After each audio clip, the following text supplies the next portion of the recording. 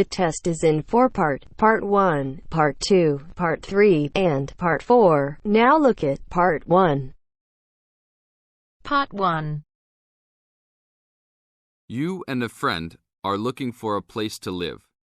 You have a list of places and go to see a rental agent to check on a number of points. Listen to the conversation between your friend and the rental agent and complete the list. First, you have some time to look at questions 1 to 7.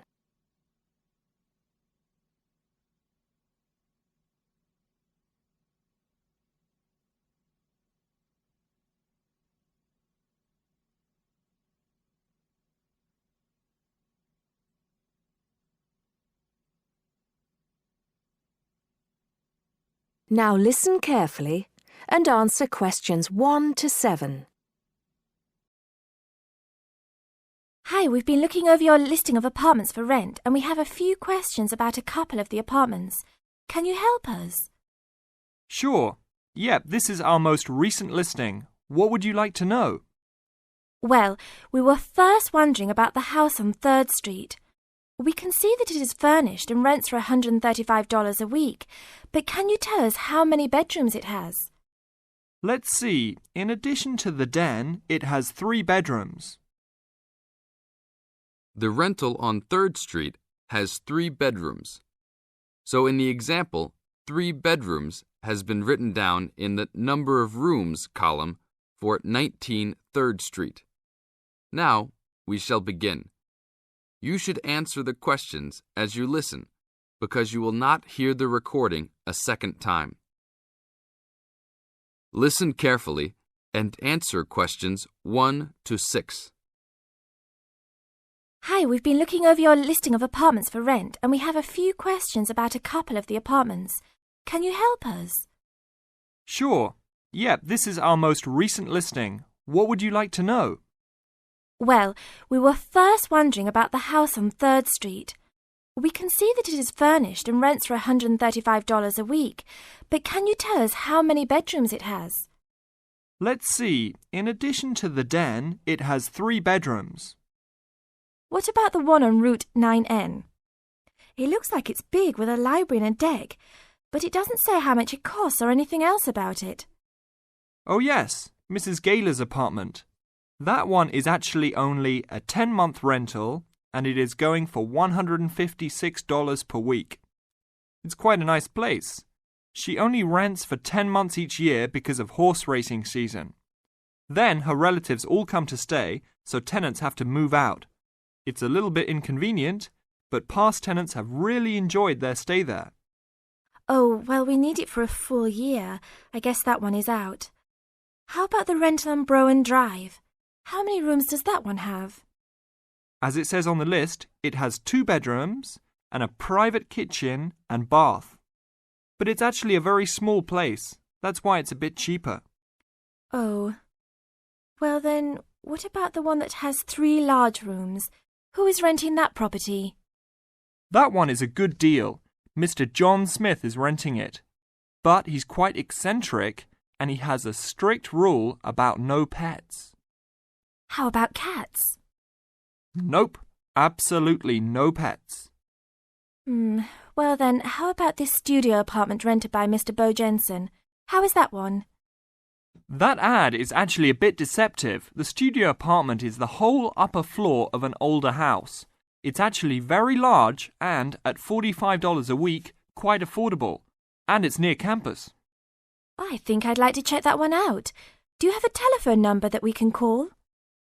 It's not on the list? Oh, it isn't. Here it is. You should ring area code 518 and then 543-7790. Thanks. I think I'll call on that one first. Your friend decides that he would like to talk to Mr. Bo Jensen. Before you hear the rest of the talk, you have some time to look at questions 8 to 10.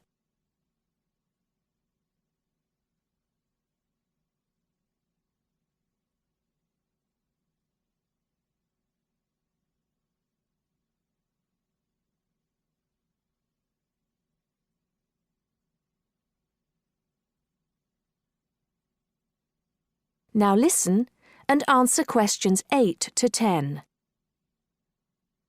Hello? 1512, Route 9. Yes, is this Mr. Jensen? Yes, it is. Can I help you? Yeah, we're studying here at university and we came across the rental information for the studio apartment that you are renting. Is it still available? Yes, of course. I actually just placed the ad and you're the first person to call. Is there anything you'd like to know about it? Yes, actually there is. As students, we are on the internet a lot, and we heard that some homes in the area have high-speed connections. What type of connection do you have there now? Oh, that's an interesting first question. But I guess I have heard that too. But we just have a phone line here. Nothing fancy. I think you can have a cable line installed, but it's just a phone line for now. Okay, well maybe we can do that. What type of heating does the apartment have? Now there's a more traditional question. We have oil heat here. It's an older house. That tends to be a little more expensive during the winter, right? Yeah, but there's nothing to do about it. It would cost too much for me to put in a gas heater. What else would you like to know about the apartment? Well, we heard it was quite big. Is it furnished? Actually, yes. I should have put that in the ad. It has an old couch and a couple chairs, a dining table, refrigerator, stove, and even a dishwasher. Does it have any beds? Yep, it has 2. That sounds great. When is the apartment available? You can have it tomorrow night if you want. I just have to clean up a couple things before you get here. Do you want to come over and see it first? No, it sounds fine to us. I actually know the street too, so I know the area. We'll take it. That is the end of part 1. You now have half a minute to check your answers.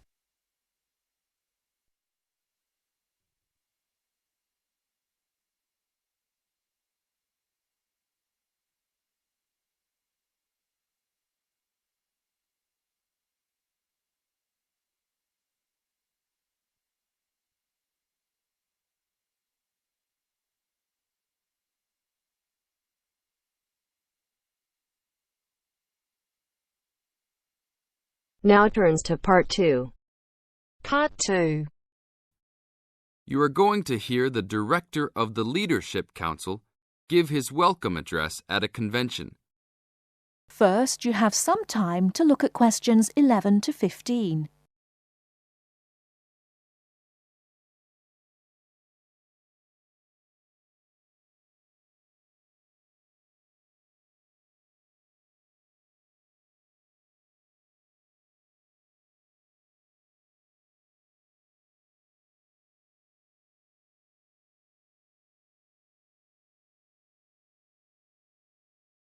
Now, listen carefully and answer questions 11 to 15.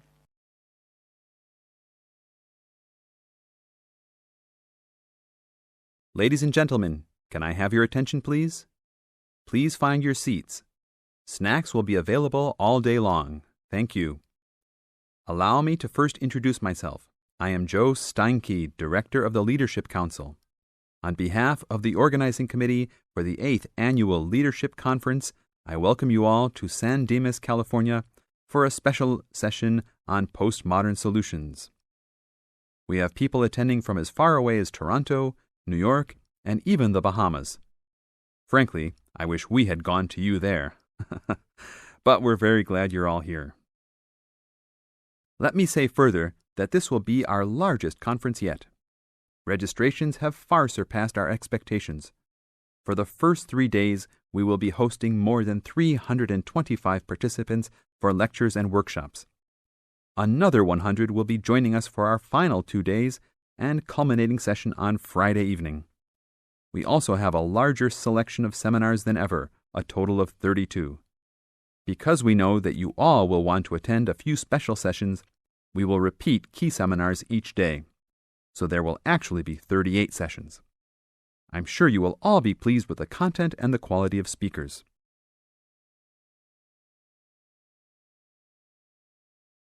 Before you hear the rest of the talk, you have some time to look at questions 16 to 20.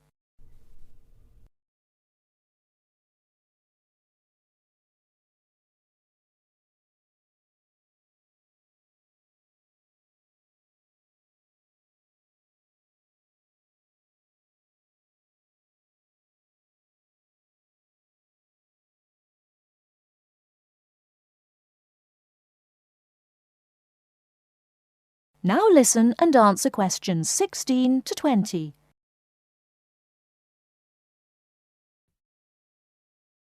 Now, for those who have opted not to take part in our bag lunches, there are a number of places nearby that we can recommend.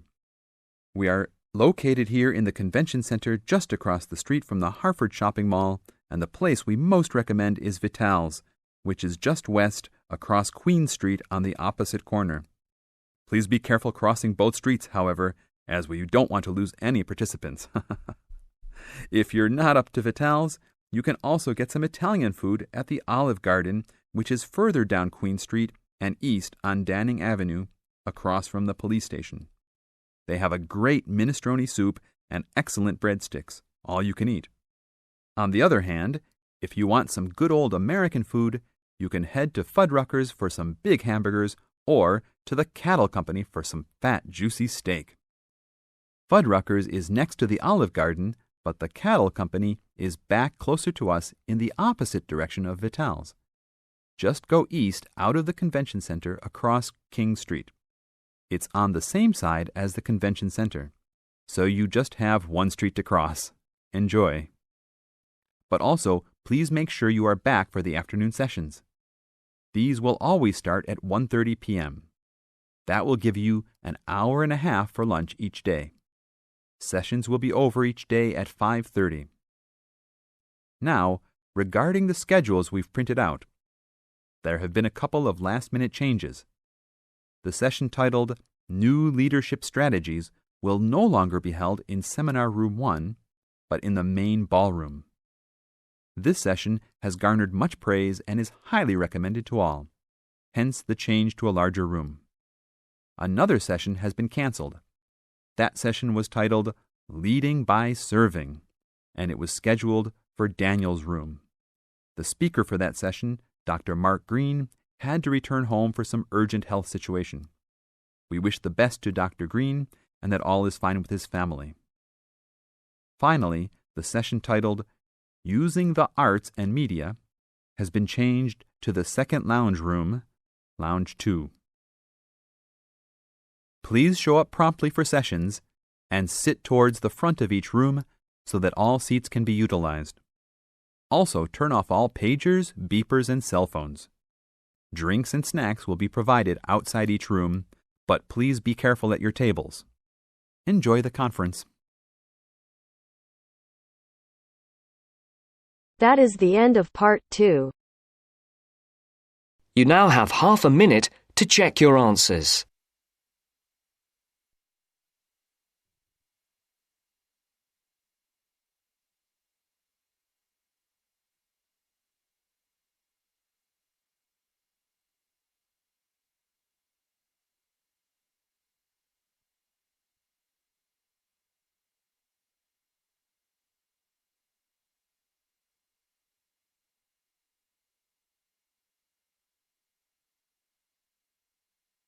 Now turns to part 3.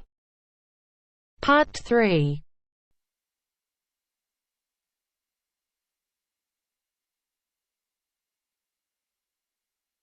Now turns to part 3. Part 3. You will hear Peter Walsh being interviewed for a job. Listen and choose the correct answer for each question. First, you have some time to look at questions 21 to 25.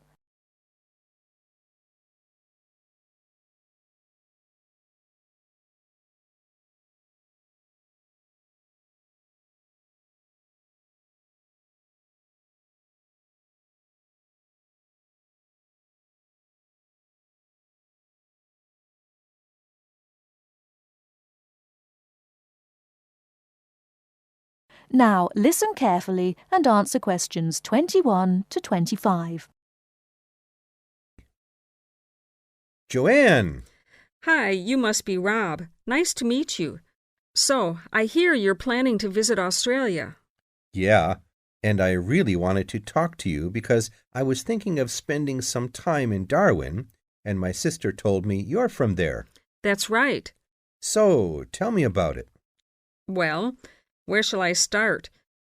Well, Darwin's in what they call the top end. because it's right up at the northern end of Australia, and it's quite different from the rest of Australia in terms of cultural influences. In fact, it's nearer to Jakarta in Indonesia than it is to Sydney, so you get a very strong Asian influence there.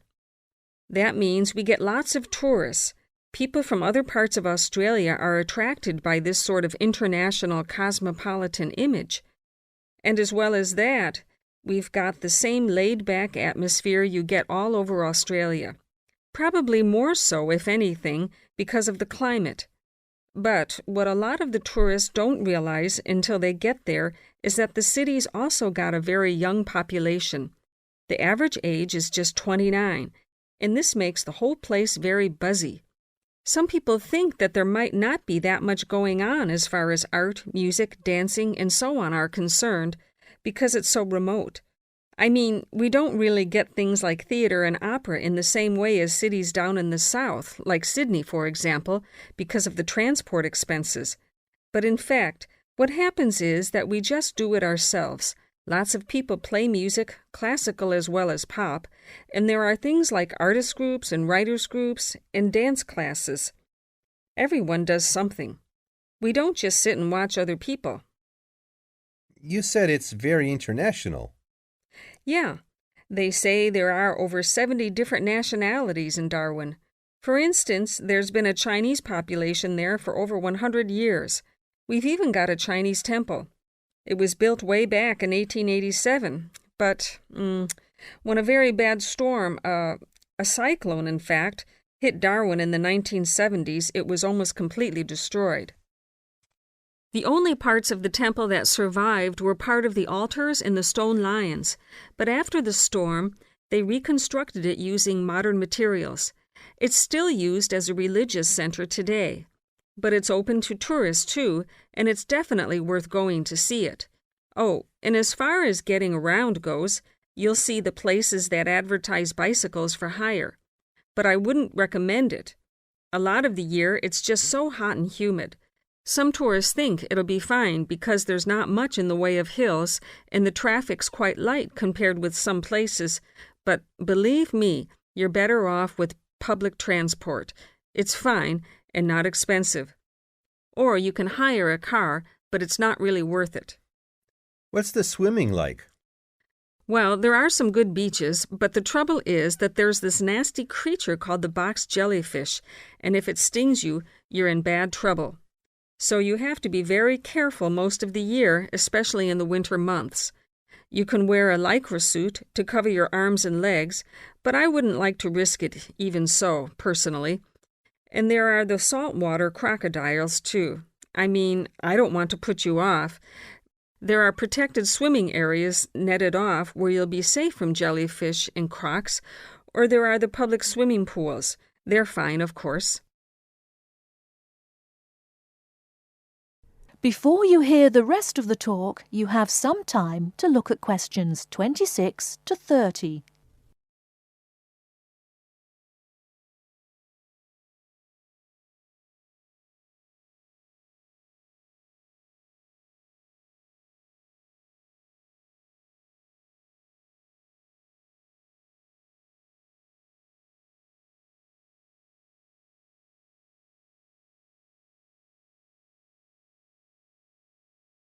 Now listen and answer questions 26 to 30.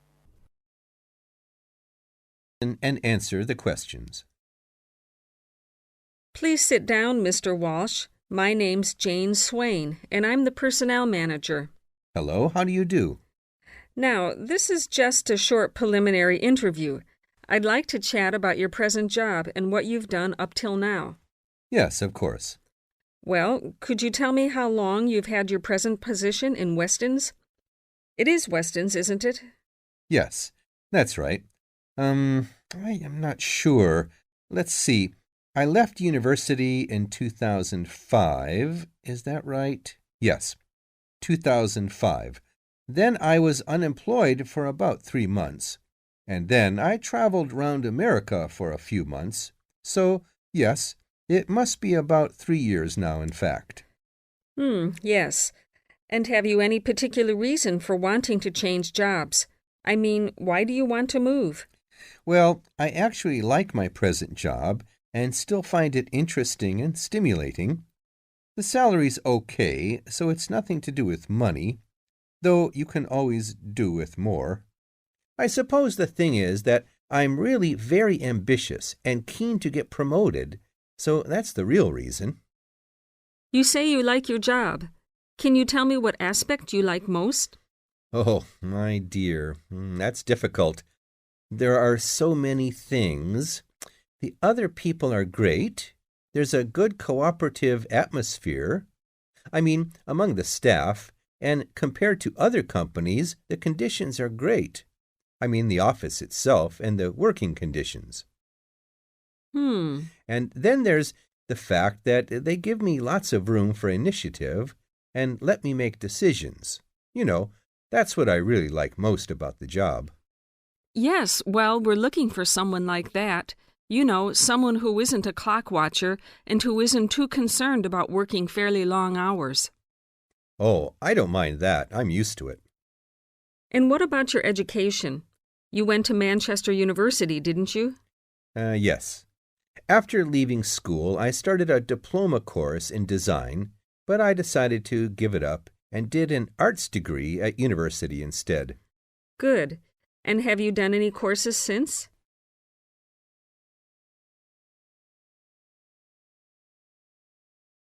That is the end of part 3. You now have half a minute to check your answers.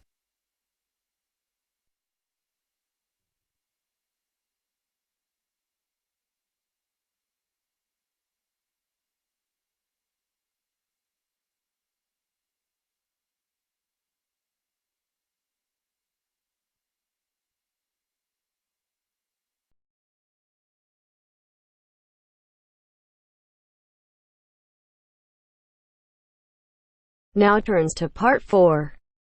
Part 4. You'll hear a teacher talking about several British art galleries. First, you have some time to look at questions 31 to 33.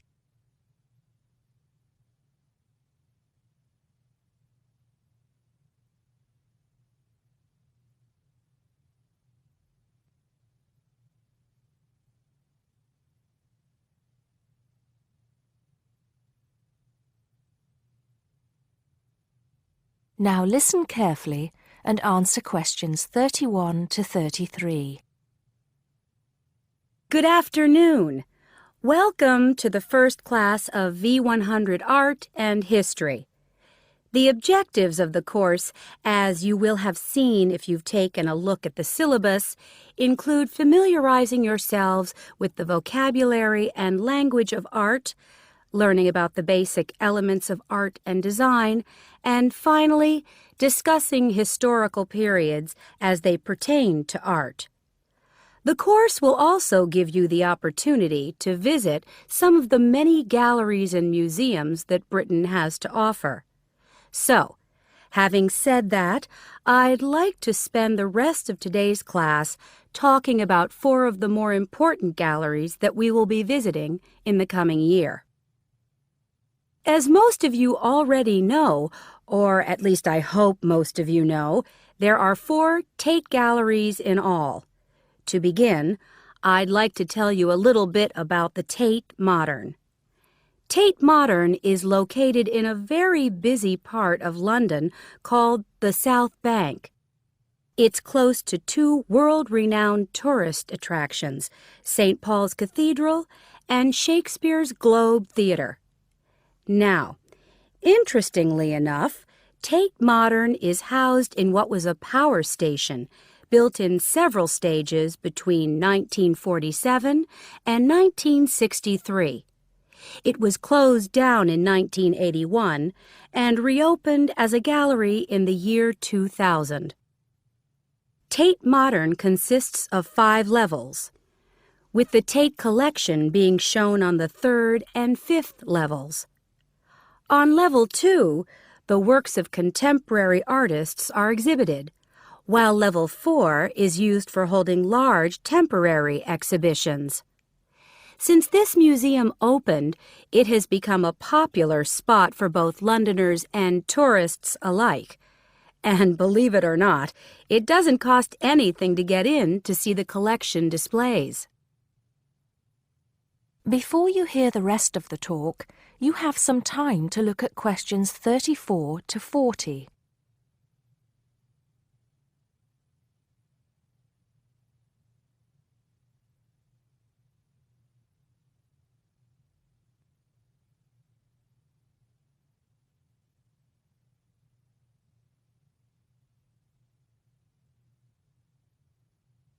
Now listen and answer questions 34 to 40.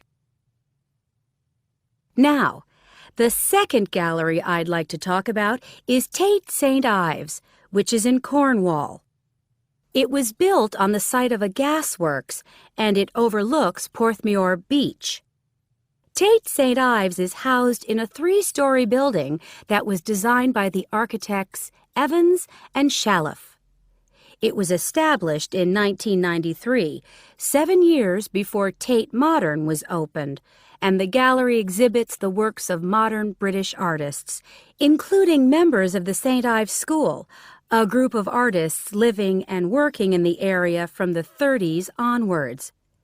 In later lectures, we'll be looking at the work of some of the artists who belong to that group and the ways in which they influenced each other. Okay, am I going too fast for any of you? No? Good. Next, I want to talk about Tate Britain, which is a gorgeous gallery situated right in the heart of Westminster. Tate Britain was the first of the 4 Tate galleries to open, and it was established in 1897. It was built on the site of an old prison, and when it first opened its doors, it was called the National Gallery of British Art. Later, it became known as the Tate Gallery, after the man who founded it, Sir Henry Tate. During its lifetime, Tate Britain has been damaged twice, once by floodwaters from the River Thames, and once by bombings during World War II. This gallery has an interesting range of exhibitions of historic and modern art from 1500 up to the present day.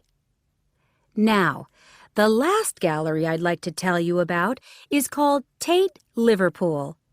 It's not hard to figure out where this gallery is located, is it? It was opened in 1988 to exhibit displays from the Tate collection, and it also has a program of temporary exhibitions. Tate Liverpool is housed in what was once a warehouse, and for some years it was one of the biggest galleries of modern and contemporary art in the UK. Well, that's a brief overview of just a few of the galleries we'll be visiting. I'd like now to look in a little more detail at what you can expect to see in each of these galleries, starting with Tate Britain. That is the end of part 4. You now have half a minute to check your answers.